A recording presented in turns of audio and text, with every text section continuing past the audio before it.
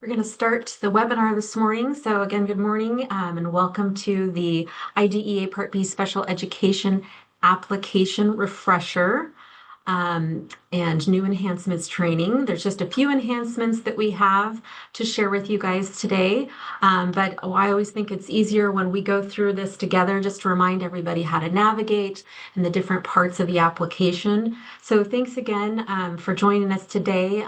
We had a snafu last week, and so we're just glad everybody could join us this week for the training.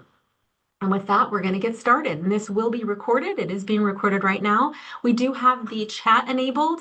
Yay, thanks for helping us test that. We also have the Q&A enabled. So if you want to ask a question there where it just comes to myself and to Sherry, our co-host, you can do that as well.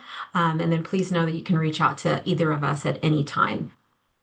So with that, we'll get going on our agenda. We're going to do a very brief overview, talk about where we're at with the allocations because I haven't quite sent them out. So I'll talk to you about that. Just an overview of the funding itself and what we need to do with eligibility and compliance for this actual application. And then we're going to break down the components of the app. We're going to look at the new look. There's a new navigation. And then some of the enhancements include a slight redesign to the excess cost page. We're going to look at logging in and filling out the application and all the steps to get there and the different resources available, including a new application manual. I do have somebody saying they're hearing some echo, and I'm wondering if anyone else does. I'm going to keep going, but please let me know if there's anything else weird that's happening because we do have this new version of Zoom that we're using. Hey, Okay. Lisa. Oh, Yeah. sorry. This is Sherry. I wonder if we want to turn off the microphone on Teresa on our end. Maybe that's doing it. Okay, is that better, everybody? Okay, we'll see if that's it. Okay, so let's get going. So for the fiscal year 2026-27, thanks, Lori. This is an update on where we're at with allocations. So we did just last week get our allocation that comes to the state to tell us how much we are going to get overall. We were up by about 1% overall. So allocations are being calculated and reviewed. And I will send out an official announcement to all the superintendents, business managers, and the directors of special education when I send those out. My goal is to get them out by tomorrow. There's just a couple of different things going on. This year we have several new charter schools opening. And so when that happens, that could have an effect eventually on the enrollment and who came from whom's school as they have opened up. And so with that, I have to shift some of the base allocation components. So that's what I'm weeding through right now because I want to make sure that we're as accurate as possible so that everybody has a better idea of what the funding is going to look like. So again, I'm saying to recommend that you budget really close. Most of you guys have done that anyway because you're already meeting with your boards for adopting your budgets for the next year. But if your enrollment had dropped, really that is 85% of that calculation. So if that has happened, then you may see a slight dip in that allocation. But the rest of it's going to be about the same. Okay, partial funding in July. Just a reminder, we've only done this one time, but we're going to continue to do this going forward. We are given about 30% of our overall grant in July. And so we at the department are going to give out 30%-ish to you as well. And I say ish because it's subject to change with final allocations in the fall. But those will go out soon, and I will break that down. You'll see the 30% column, and then you'll see the estimated remaining funds that would be distributed after October 1st, and that's when we get the rest of our funds. So when we get ours, we'll then put the rest out to you, subject to you guys finalizing your applications with in the fall with your prior year reporting. And we're going to talk all through that. But the real reason that we're going to do this is a response to the Office of Special Education. They wanted to ensure that districts had some access to funds, or the LEAs had access to funds throughout the summer and that first part of the year to continue offering FAPE during that first quarter. Okay, brief overview of the funding, just to help with what we're doing here today. This is about the Individuals with Disabilities Education Act, the IDEA, special education funding. It is federal funding to help support states in meeting the costs of providing services and related services to children with disabilities. It's to help with the extra costs, the excess costs related to educating these students. And when we say that, we want to make sure that everybody remembers that students with disabilities are for general ed students first. And these are some of the extra costs that are associated with them are going to be supported by these dollars. So there's two sources of funding that we put out. There's the 611 and the 619 funds. One is for school aged and one is for preschool. So what's confusing about that to some folks, we do have two different funds. We have Fund 257 for our school aged, but the window of ages is actually able to cover ages 3 through 21, while the preschool funds, which are way smaller in the amount that you'll receive, are targeting ages 3 to 5. And that's that pre-K, but it does include kindergartners that are age 5. So if you think you may have some, then please still take that funding to make sure that you can support that, or even the assessments and screenings that you might be doing. All right, so let's talk about the preliminary versus the final application, and we're going to break out the different sections. So it's somewhat confusing. You'll get through this whole first application that we open up around May 15th, and that's when we ask you for a budget. We want a reasonable budget that we can approve, and then that is used for what we call the eligibility test. So it's going to compare your budget in the MOE Section 3 that we'll look at with prior year history. What did we land on last year, and where are our thresholds at that we need to maintain from maintenance of efforts perspective? And then on the final application, that doesn't open until July. So first you give us a budget that we can approve, then you start opening up to reporting on your actual expenses for the school year. But we're currently not done with the school year, so you can't really report on that yet. So when we open up the final application in July, it will give you a chance to revise your budgets as you determine carryover and closeout for the school year. So you get another stab at it, as I like to say. And remember, maintenance of effort is what are we spending out of our state and local funds.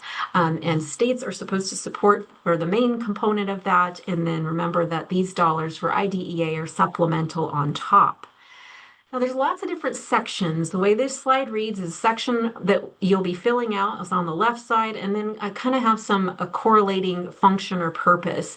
So the district homepage, and we'll look at that in a minute, that's really who's in charge of the app, and it also gives us the contacts for like our business officers and our special ed directors, kind of just an open page. But one person's going to claim the full accountability. That's the email address that will be typed in, and that's the one that will get all of the comments back and forth to us, that will get the responses when they submit the application and all those pieces. So that's important, whoever's filling that out.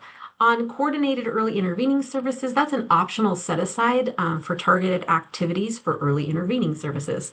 It's just an option. You don't have to unless you have a different determination level, and your special ed director would talk to the business officers about that. And that's when you have a mandatory 15% set aside to address that. School-wide programs, we don't have anyone in the state doing that. Schools have to still be able to prove and provide FAPE, and it's harder to prove out FAPE potentially. So if you have thought about that and you're a smaller district or charter and you want to look into that, please reach out. We don't have anyone doing it currently in Idaho. School age budgets and preschool budgets, state maintenance of effort, and excess costs. Those are the big core pieces of our application. We need object level budgets and expense reports for both school-aged and preschool. And then we have just a high-level function level on state and local maintenance of effort, not necessarily to the object code. And then excess cost, that's how much did you guys spend out of other non-federal, non-special ed specific funding sources that also benefit students with disabilities. So we'll look over the redesign of that. And then assurance is tied to compliance, and the self-assessment is to help us understand where there's been turnover and maybe some other risk. Okay, I put this slide out every year, who should fill out each section. The reason I do that is because if you look at this middle column, the majority of this really should be filled out by your business manager. And the business manager is going to have the most accurate dollars and cents to look at for the budgets and from the prior year reporting. But we definitely need the special ed director involved because they're going to give the insights tied to the different object level budgets and who and how they're going to spend that money for targeting their program. Then we want to make sure also with that you guys are talking back and forth on the Medicaid pieces and some of the other parts that the special ed director really will have more insights on. Child count is a huge one. Of course, they're going to have all the breakdowns and numbers for those. And really, you need to work together. But as far as what correlates to what and what contains what, this is just a good navigation page. You guys can divide and conquer as needed. All right. But again, back to those two pieces. Our preliminary is what's opening around May 15th. It might open early next week. And our prelim date, usually for you to turn that in, is around June 15th. So I try to give you guys about 30 days. If you are sent back your application to modify it, you'll simply make changes, save, and resubmit it. We have designed the application in a good way that really stops you in your tracks if you're missing something. So usually we don't have as many errors that are coming through, so we don't have to kick things back to you. So hopefully that helps with frustration. We're trying to streamline that as much as possible. And then we have that last 2 weeks in June to try and approve. We have to have an approvable eligible budget so that I can have you guys start to obligate on July 1st. And remember, even if your final application isn't approved until November, I need some sort of substantiated budget to approve and continue to hold that funding for you. Okay, let's look at what it looks like. The preliminary application, the biggest, easiest way to navigate, you're going to notice that there's not as many windows to fill out. So you're going to have section ones for maintenance of effort. You'll have no prior year expenditure section to report on. This is where it's function code based, so fund and function for the iFarms codes. But again, I don't want people to dwell too much on their budget. It needs to be an approvable budget, but you'll get to modify it again during the final application that's after July. And really, again, I need an approvable budget, meaning that you've met maintenance of effort, and I need an approvable object code and the other core components that you're putting in for the federal funds. But again, you get to change all of that again, and we look at all of that again during the final application round. So the final application, how do I know? Again, you'll see when it's final application, it won't be any sooner than July, and then you'll see the prior tabs open up in all the sections, and then you'll see the date ranges over there on a red square on the right. You'll see it opened up to say, what period am I looking for you to report in? And it'll import your budget that in those orange colored column for the amount that you had budgeted the year before. So that part you won't be able to change, but you'll be reporting against it. Okay, so final application, again, this is looking at maintenance of effort. You'll see a section 2 open up, and that is the prior year. And remember though, if you raised, when you go to report in section 2 on how you close out your school year, then you'll need to increase that. So in this example, they're saying if you actually close out the current year, the fiscal year 25-26 at a higher rate than the 24-25 school year was, right? If you've increased even by $1, then you want that new budget that you're forecasting for the 26-27 school year to also be at that same level, because we don't want you to get to a point where you're surprised and you thought you had a lower amount to reach for that budget for the next year. And you'll get an error message that will tell you, hey, wait, now you don't meet that because you raised the amount you've closed out fiscal year 25-26. You'll see those messages appear.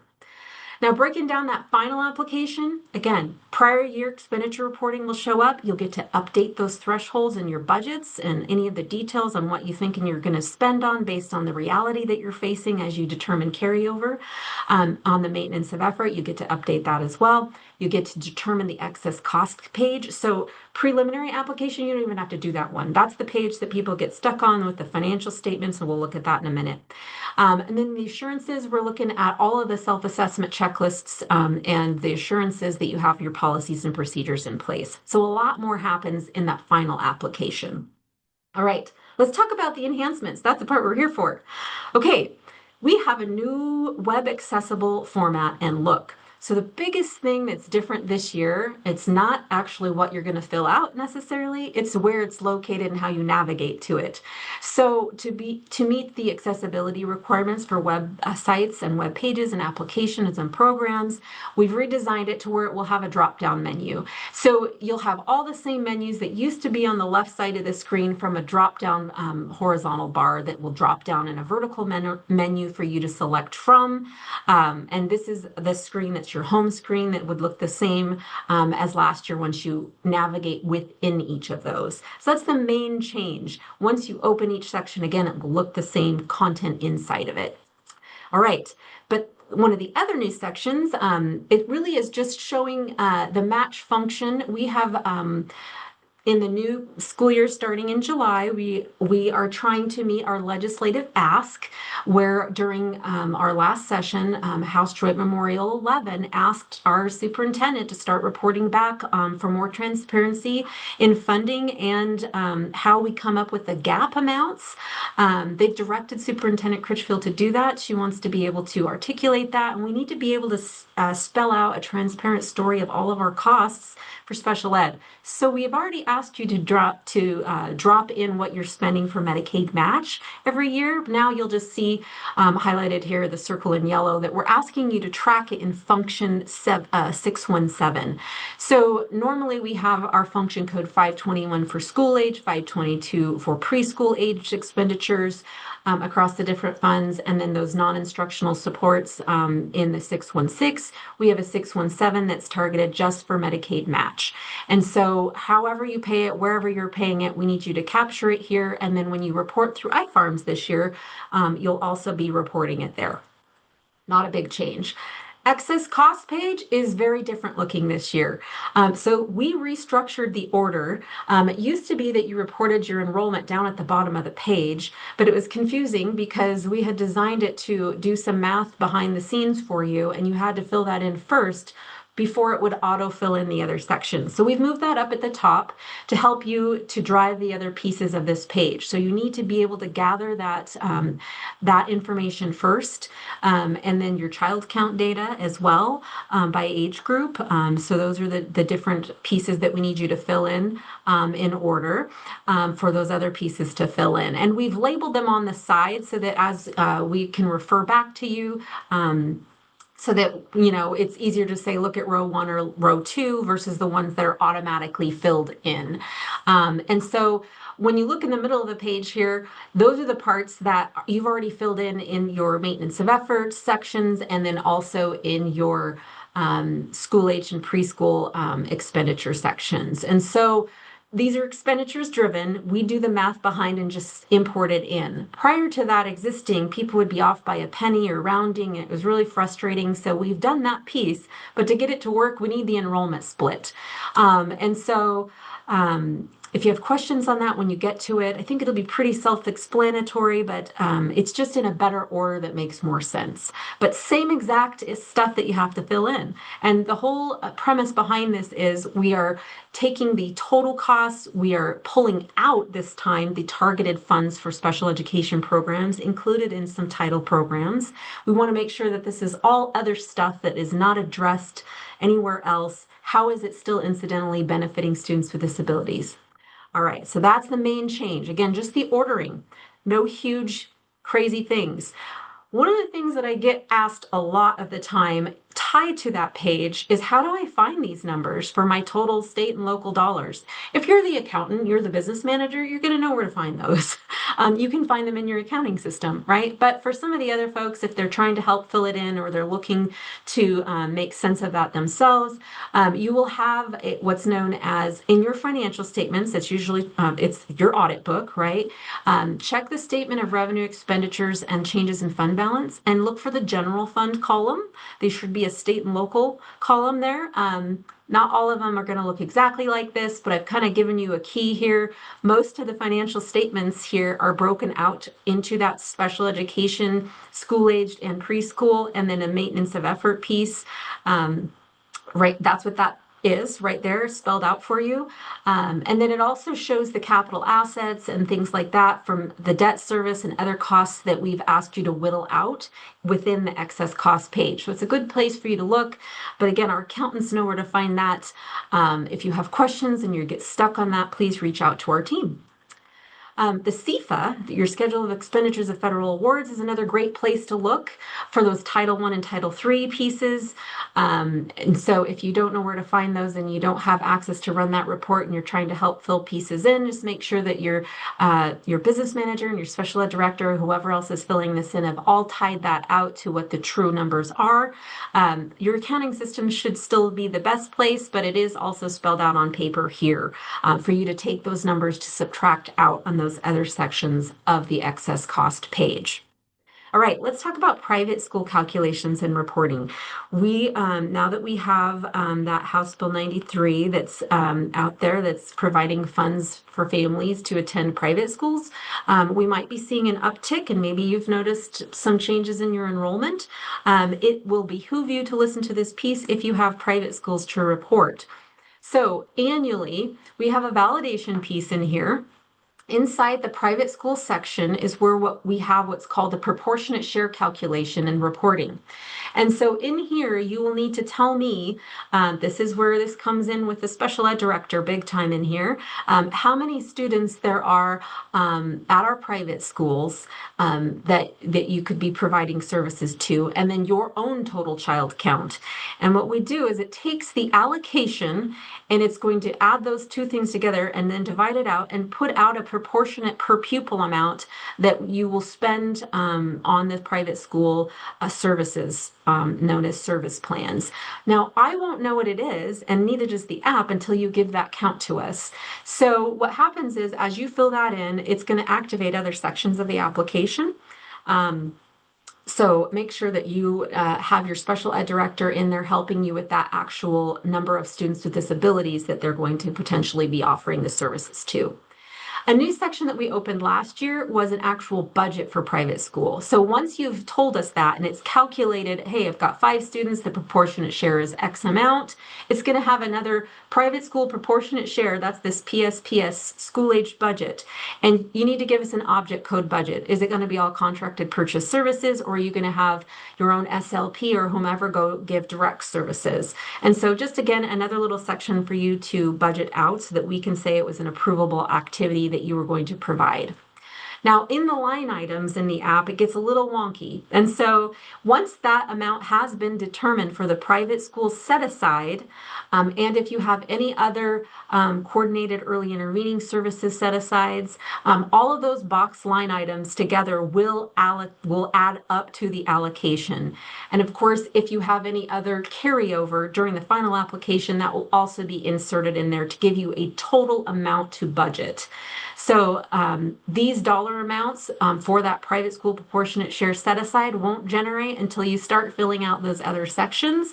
Knowing that you get another chance to update that over the summer is I won't be giving out the separate private school proportionate share grants until we're in the final application phase so that we know that we've done that correctly with you. And speaking of that, we give you out that separate grant. So if you have private schools and you had a proportionate share calculated, you will get a separate grant. So last year it was just the new allocation that was in there, and now you'll see last year's as a carryover, and you'll see the new private school proportionate share amount added in there, just like you have with any other grants for carryover.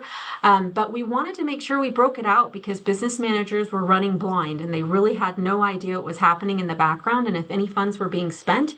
If it was all mixed in to the big, I call it the schmortle, if it was all mixed together with the other spending, they wouldn't know potentially that those expenses were for the private school students. And because we have to have that transparency reporting behind them to make sure that we've done diligence and that it was spent on activities that are allowable and directed, we needed a way for them to see where we're at. So if you are looking at that and you're the business manager and you're just like, yeah, we haven't spent any of that.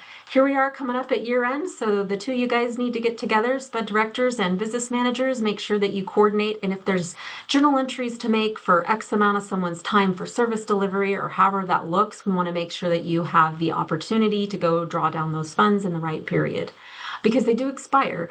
And if you go past a certain amount, it's a lot more arduous to say why you didn't spend those funds to see if we can release them to you. And that should be the exception. Okay, now let's actually talk about being logged into the application itself. I have a link here. You can find it from our fiscal page. The button looks a little different as we had updated the website, but you're going to do your same login. You're going to look at the year that will show. It will actually open up as the 2026-27 school year. So that's pretty self-explanatory. You're going to select your district. You're going to sign in with your credentials.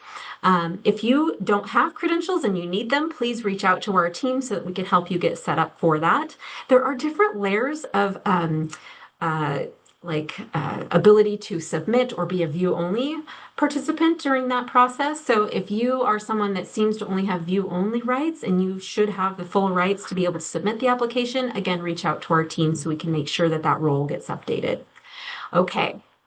Time limits. This is something I want to make sure everybody understands. Just hit save constantly is my best advice to you. Just frequently to avoid losing anything. And make sure if you're attaching something or uploading it that you can see it right after you hit save.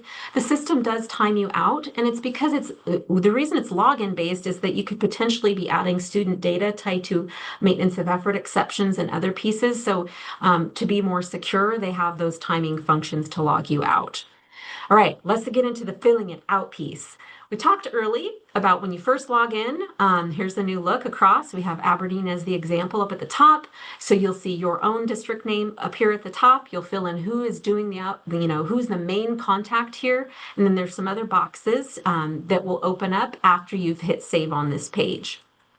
Okay, speaking of those other boxes, this district home section is where you get to tell us whether or not you're applying for all the funds and if you have private schools or not. If you check a private school box and you say you don't have any, then it will turn off that section and you won't have to fill anything in. If you don't check that box, you'll have this private school section that's going to want to be filled out, and it's going to say you can't submit until you've done something here.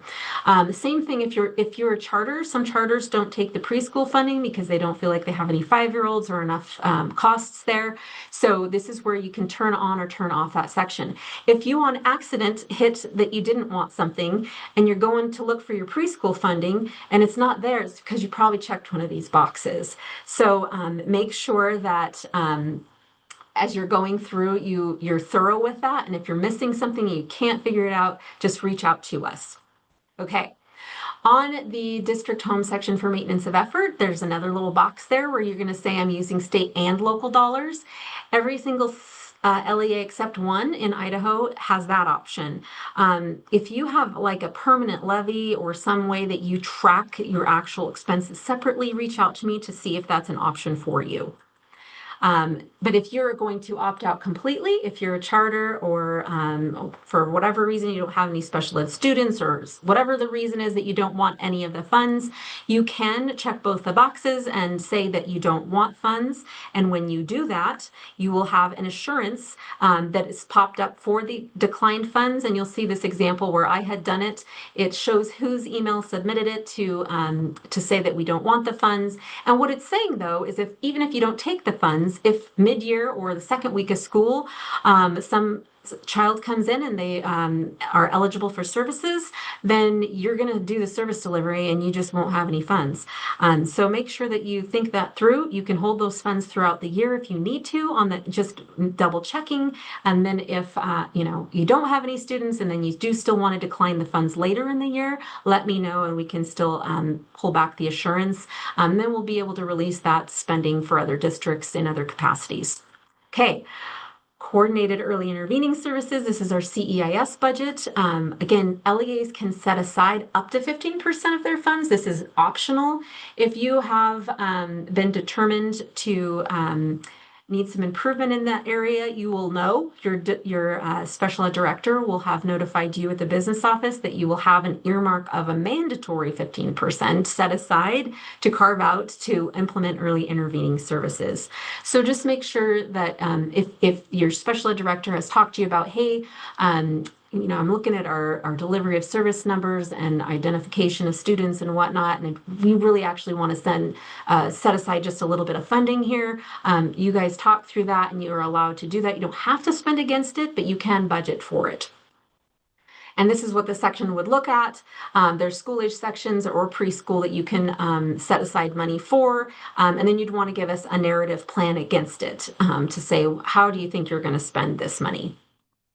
School-wide programs, those are very, again, not popular in our state because, and I say we don't encourage consolidating in the school-wide program because it is more difficult to translate to providing FAPE. And so it can work in some of the title programs, but it's not commonly used in IDEA, at least not so far in our state. And again, if that's something that you want to look at doing, there are different assurances that have to be provided and a different level of monitoring. And so when that pops up for you when you go in there. If you fill in the bubble for the budget you want to set aside, it will actually pull it out when you get to the school-aged budget section. It will look like you have less money. So you can leave those blank in here or put in zeros. You'll see your full allocation pop in, but you don't have to enter in all of these lines. So I'm trying to just spell that out here. You don't have to put in a plan narrative unless you're doing the school-wide programming. So when I do see messages in here, but I don't see any dollars set aside, I usually reach out and say, did you actually want the school-wide program? So we just need to know either way what your plan is. Now, again, back to private schools. We do have more popping up. If the LEA intends to set aside the money for that because they have done their outreach, you do need to do outreach for child count annually and throughout the year. But for the counts to give us for where the students, what the enrollments and things are, that's done in a section I'm going to show on the next slide. And that behooves you guys to do annually. And if you have not checked that box that you don't have private schools, it's going to want you to add a school and say where those private schools are and how many students there are. But we don't need you to report for profit private schools or freestanding preschools or freestanding kindergartners. Okay, kindergarten programs. The private school, adding a button, make sure when you come in here to add a school that you put in the most recent enrollment counts that you can gain access to. So last year, if you were a school with private schools that you reported, I take that enrollment that you gave me in the app and I add it to your enrollment.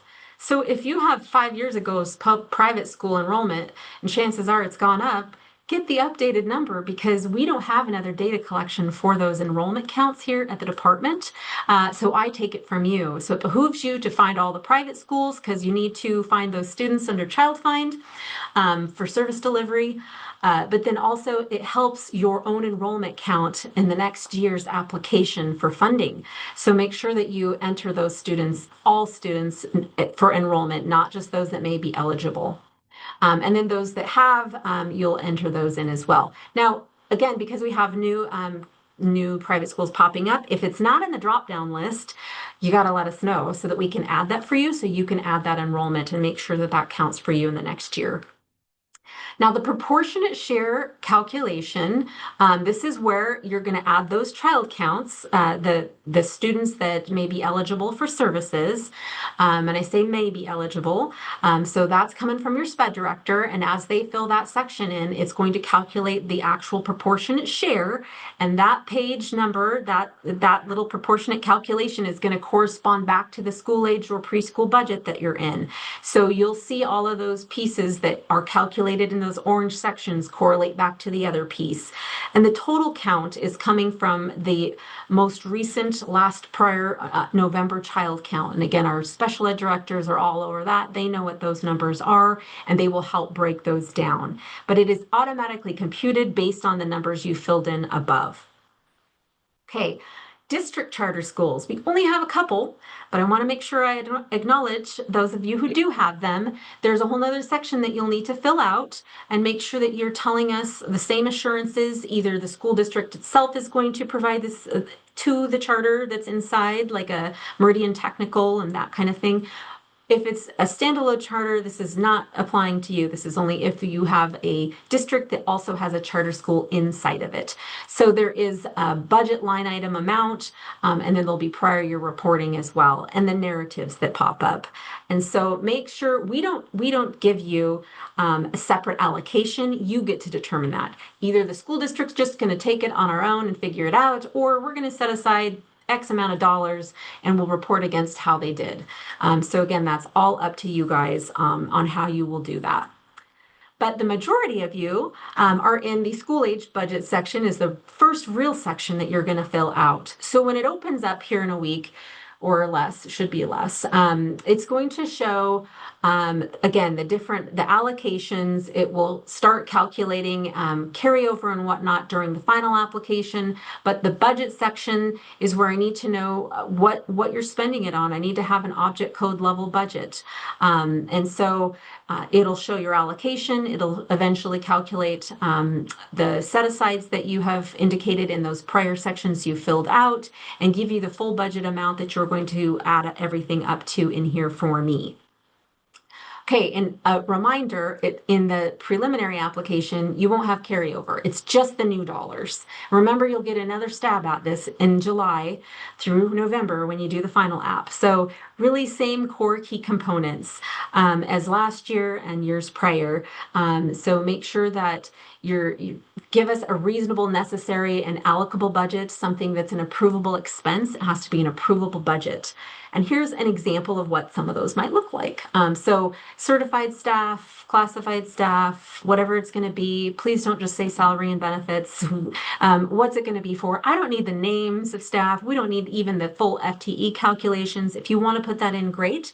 But it's helpful for us to know and for you to keep track of, oh yeah, when I designed this, I was going to pay all of our SLP services were purchase services because we couldn't hire for that. And so I have all of that in this bigger line item. And then another thing too, when you're doing those budgets, if you get an error that says you have to be the amount of the total amount available, it's that you're just out of balance.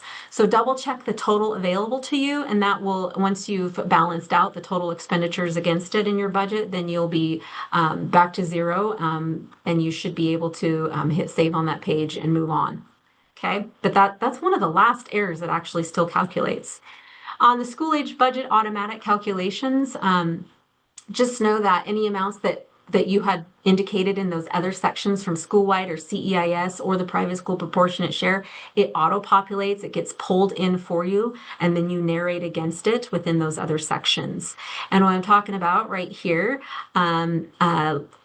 are the iFarms corresponding codes against it. Again, these are function level and then object level when you're inside of the Fund 257 and 258. So we need to have some sort of indication again of what it is that you're trying to fund and that we can then indicate that it's an approvable budget line item. In the final application, you'll see that prior year expenditure tab open up as well, and then you'll be budgeting carryover with it. Okay. Let's talk about indirect costs. Indirect costs, you have to actually have a pre-approved rate negotiated with public school finance. And so if you have done that, then the application will actually import that into our app, and you can budget against it. Now, if you put in a budget against it and you decide not to apply it, that's still okay. But if you do have that indirect rate, it should show up in the application. If you don't see it and you believe you've sent one in, please let us know. You can reach us at the IDEA administrator's email, or you can call.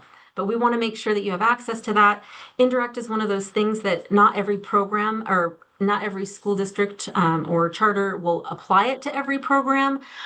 So you might apply it to one and not the other. If you see that rate in there, though, know that you can put in a budget. The prior year expenditure reporting, really getting into this, is where you get to report back to me between July and November 15th how you actually spent the funds. And so if you haven't finished entering those in and you try to submit, it will give you an error. So you need to make sure that you get the final dollar amounts, because we need you to tell us where you ended the June 30th year. If there's anything left over, it will pull in here. And again, our application, different from some of the other applications out there for other funding sources, ours is June 30th specific. So we want to know, after you've done all your accrual payments, at the end of the day, did you have any IDEA funds left? And so that's that prior year expenditure reporting will do that for you. You give us the full amount that's on your expenditures before you roll funds. And then at the end of the day, was there anything else that you didn't draw down that you still have access to add to your full funds available? So you can't change the other budget line items when you're doing the prior year expenditure reporting, but once you've pulled it into the budget tab, you have a chance to revise everything you did in the preliminary application. And that's why I say don't focus too hard on the budget. You're going to give us your best bet, but it could potentially all change because of who signed a contract for you or who didn't, and what carryover is available to you, and just how it all looks over the summer. You guys know that a lot changes between when you submit a budget to your budget committee on your board versus what happens over the summer. Things change. If you go to budget and you have a carryover, we're also different from title programs here. We do have a budget box that pops up and says, why are you having anything over 10% carryover? You can carry over every year if you want to. We don't have any restrictions on that like some of the title programs do. And you can carry over up to 100% if you needed to. We've had a smaller charter that didn't have any students and they didn't spend anything and they pulled the entire amount forward the next year. So if you have that error, it doesn't mean you can't have the carryover. It just means we need you to follow the cost principles and the uniform grant guidance as I have highlighted here in yellow. And really what that means is if you have changes and modifications or carryover, that you make sure that you get those carryovers rebudgeted for us to reapprove in some other capacity. And this is what the box looks in. It says, hey, I need to have a narrative. Why are we over? This example is 78% over. Woo, what happened? Well, this person said we were down 2 teachers most of the year. And so, you know, we have some other ways that we think we're going to be able to do this. The little checkbox at the bottom is all of the code that says if you have carryover, you need to add it to your own budget so that you have proper fiscal management and transparency to your board that says they also know that you have carryover available on top of your new funds. So that's that assurance. All right, let's jump into maintenance of effort. Our favorite. This is where you're all stressing out right now. I'm getting lots of messages, which is good, about folks wanting to have a chance to see if they could lower it this year. So if you guys were to log in right now, I haven't opened up the new app because I have to wait for the allocations to be absorbed and uploaded there for you. So if you go log in now, it's going to be looking at last year's application. And the last year's application was based on the years prior to that threshold or highest amount spent. So let's talk through what you're going to be looking at this year. When you log into the new application, the amounts will change. So when you are in the fiscal year 26-27 app, this threshold table will then be looking at the 24 to 25 school years total expenditures, and that will be your new threshold. And so the reason that's important is that that's a while ago. The 24-25, and in this example, it's from the year before, but the 24-25 school year was the last time you've actually certified maintenance of effort because you're not done with the 25-26 yet.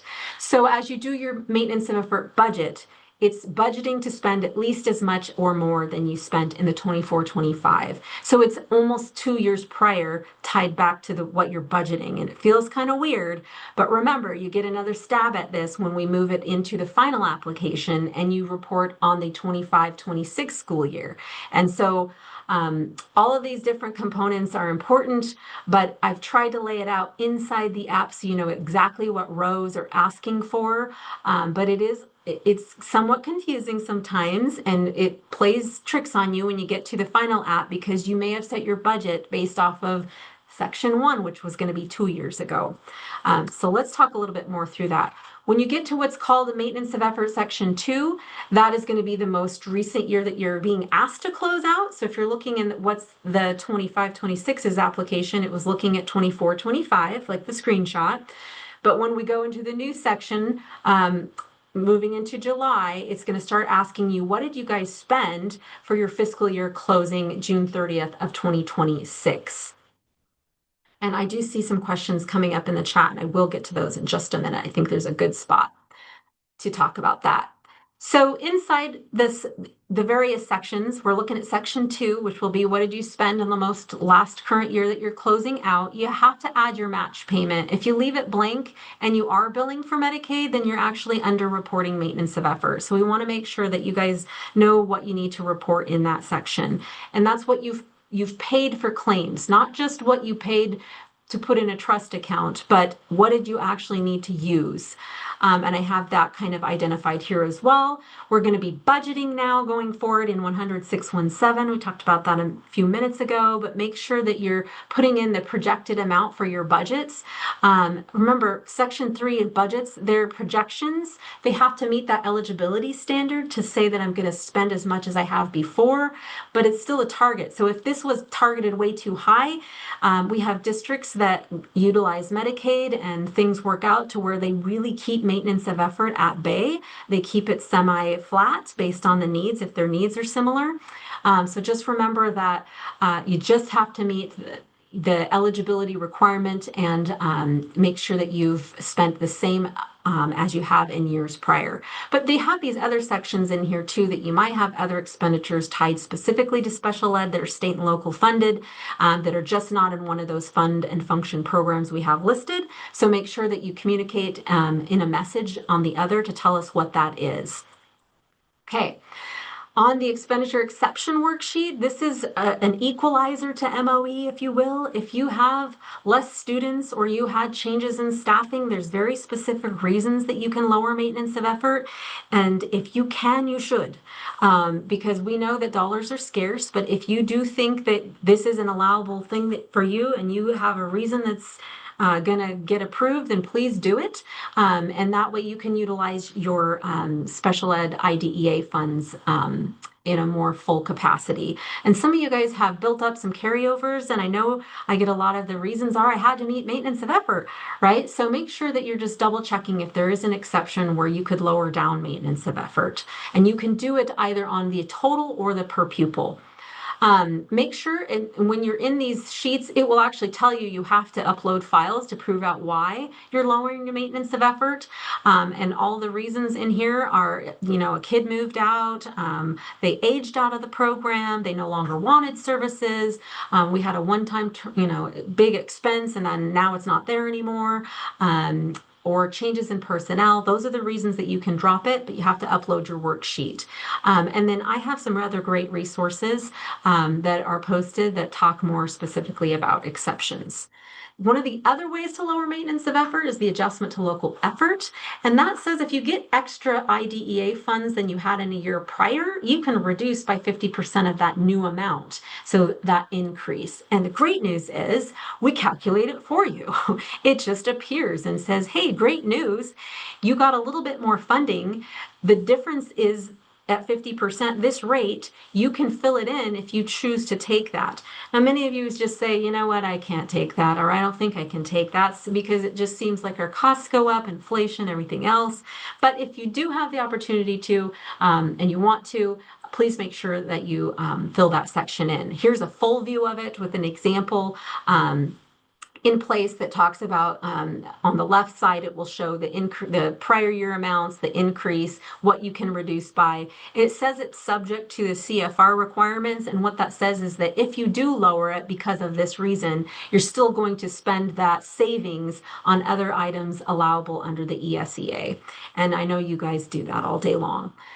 Comment section. This is another one I want to make sure that you guys know about. When you go to, if you're filling out the app and you have questions, fill this in. It shoots us a note to the IDEA administrators.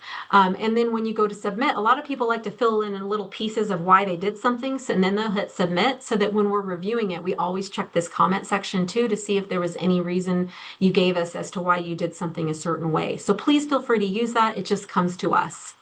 On the assurances, you have to say yes or no, but you have to say yes before it can be submitted. If there's a no, it's going to want to know why. If you don't have private schools, you have to answer yes.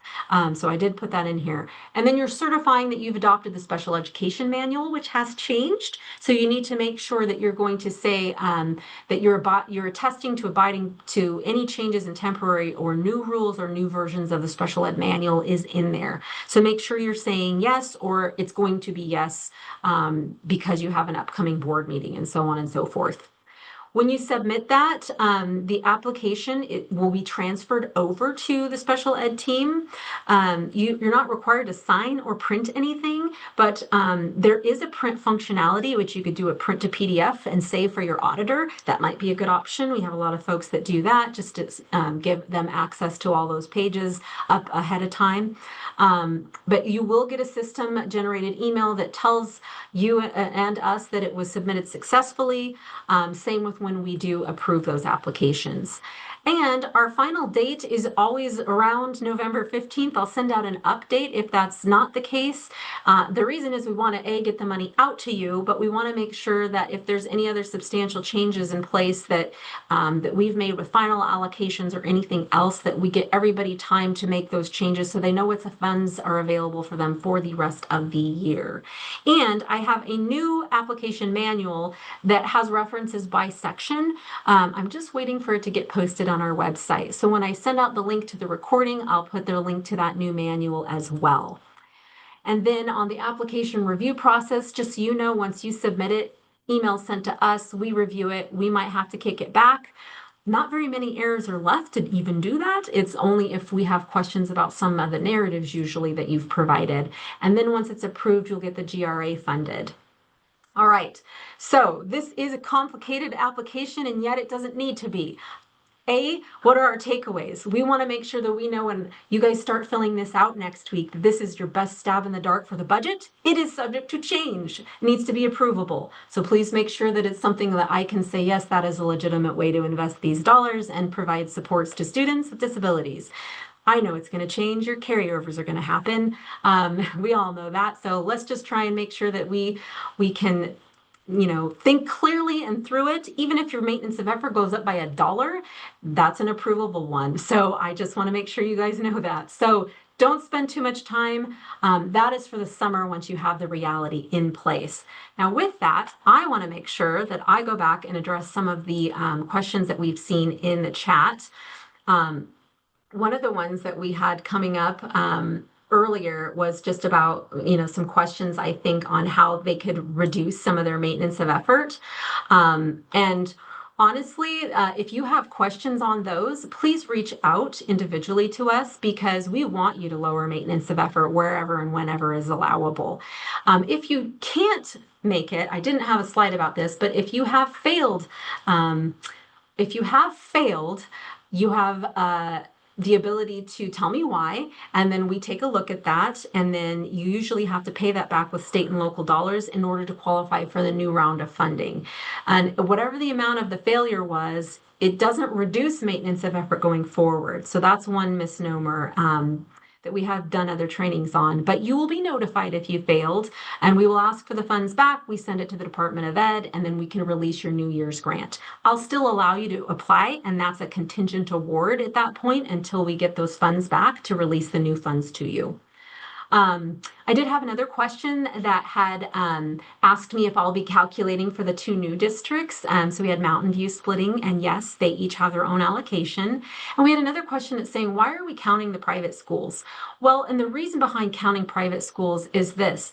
If you have private schools in your area, subject to child find, which is a federal mandate, no matter where those students attend, to provide some supports and services to them, any of the children that attend those students that are enrolled could potentially be like any of the students enrolled in your own programs. So we have a federal calculation. Our formula says that we base your funding for special ed based off of total student enrollment, not just special ed. Same thing, total student enrollment in private schools gets added to your enrollment. So it behooves you to go and get the most recent updated enrollment numbers so that it will count for towards your allocations, just in case you have to serve any of those students that may be eligible for services. I know that that is a lot. If you don't have private schools, you don't have private schools. There's some new sections inside of that ask you to tell us where they're from as well. I didn't go into great detail on that today because not all of you have private schools, but that also helps us at the department to give more information back to legislative services and to tell them, hey, yeah, we've seen X amount of students leave and go over here or there, and time, we're still supporting them through these other things known as private school proportionate share funding. That's a misnomer, again, with the folks that take their kids out of public school to go to a private school. We still serve them through our grants. There's still a cost to you to do the evaluations and then potentially provide service delivery under equitable services. So I know that's a lot. So hopefully this breaks it down for you guys. My last little slide here is just our contact information. And if you have other questions, I haven't seen any other ones coming in. Lisa, Yeah, actually, real yeah. quick, Wendy Landon has her hand raised, so I'm Oh, not sure what Wendy. her question is. Yeah. Yeah, I'm going to allow Wendy to talk. Wendy, you can come off and mute. Did you have a question?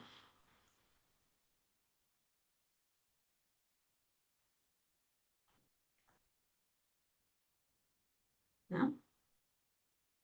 See if she's, No, I'm so sorry. there you Lisa, no, no, I just had my cursor just hovered over that little piece and part. Sorry. You're I'm fine. so sorry. If anybody else has a hand raised and wants to come off mute, let us know. We have just a couple minutes left, but I want to know we appreciate you. Try not to make this too hard, trying to streamline it where we can. It is a complicated task. IDEA is complicated for a reason, and it's to make sure that we target these dollars in the right way for the services and supports for this vulnerable population. We want to make sure that we're using those dollars correctly. For those of you with Medicaid, again, I know that that's kind of another great equalizer for you guys to keep maintenance of effort at bay. And thank you to all your hard work there, because that's a whole nother ball game. And we appreciate that you're playing it and that you're providing those supports to the students those ways as well, no matter what funding you get. On the special education manual, I had another question that came in. Is the 2024 the most recent special education manual that's released? Yes, I know they're working on the final changes to be able to post it for the one that just went through the legislative session, and that should be posted soon. There was a redlined version, but there's a cleaned up version in process that they're just doing final accessibility for the website. And that'll be the version that you're going to want to make sure that everybody's board adopts the newest version, because there's changes to the eligibility timeline and things like that. With to Yeah. talk about some stuff on. So I don't know if there's anybody else that has any questions, but I just want to make sure that we leave these last couple minutes for that. But if there aren't, I'm just going to say thank you, thank you, thank you. Oh, I did have one more that came up. Please clarify the Fund 100-617 account. Does it need to be reported that way in our financials? Nope, it's just not for the current year. It's just the 26-27 budgeting and actuals. So really, if you had that living in some other arbitrary account, we just want to make sure that in the budget, you can pull that out and also then report next year through iFarms to us. Again, that's part of that House Joint Memorial 11 requirement that we be able to report back. We've given them that $100 million shortfall in special education funding. We'll likely be looking at, again, the funding formula in the near future. But in the meantime, as we report to them, they want definitive iFarms type reporting back to showcase that. And before, if you had your transfers in and out living in cash accounts and other places, it wasn't able to be captured through iFarms. I was capturing it through the application, but they want definitive iFarms audited numbers. And so we want to make sure we're telling a complete story there, so that they know the actual numbers that are coming in that you guys are spending and directing towards students with disabilities. All right. Lisa, there's one more quick We did have one more Q&A. that came in. Yeah.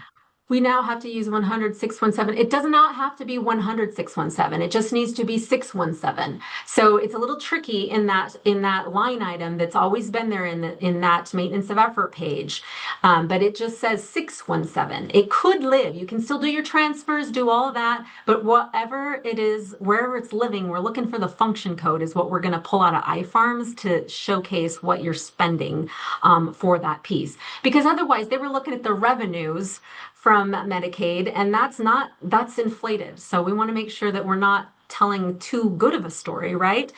It is the revenue less the match. And so that's why it's so core to what it is. We're looking expenditure base. And people are saying if they have a line that captures Medicaid match, you just need to change that to 617 in the new school year so that we can grab it and you can report it in iFarms. And that's right. Again, 617, it can live where you need it to live. We're not going to tell you where. We just need to be able to find it, and we're going to find it by the function code when we pull it into that transparency reporting to the legislature. All right. If we have any other questions, then please direct them to me. Yeah. Do we have anything Lisa, else? just one last quick one on the Q&A. On the Q. Oh, in the Q&A. Thank you. Yeah. I don't see. I got the one about the why do we count private schools? Is there one I can't see? Sorry, not Q&A. In the chat, because they have a line within 260 that captures the Medicaid match. Yep. Okay. So if it's in 260, you just need to change the function code to 617. Wherever you have the match living, we just need it to be reported in the 617 category. If that's a crosswalk that you do for iFarms, that's between you and your auditor, meaning that you're going to keep it the way you're going to keep it. I just need it reported here. We need it reported here through iFarms that way. So make sure that we can see it that way and that you can find it and correlate it or crosswalk it to that way for iFarms reporting. I think, yeah, for compliance, yeah. And I'll be on the IASBO call in June, and we'll talk about that a little bit more there too. So if you have more questions between then, you can ask me directly, or I'll be on that call. But thanks again for everything that you guys do. Have a fabulous rest of your day.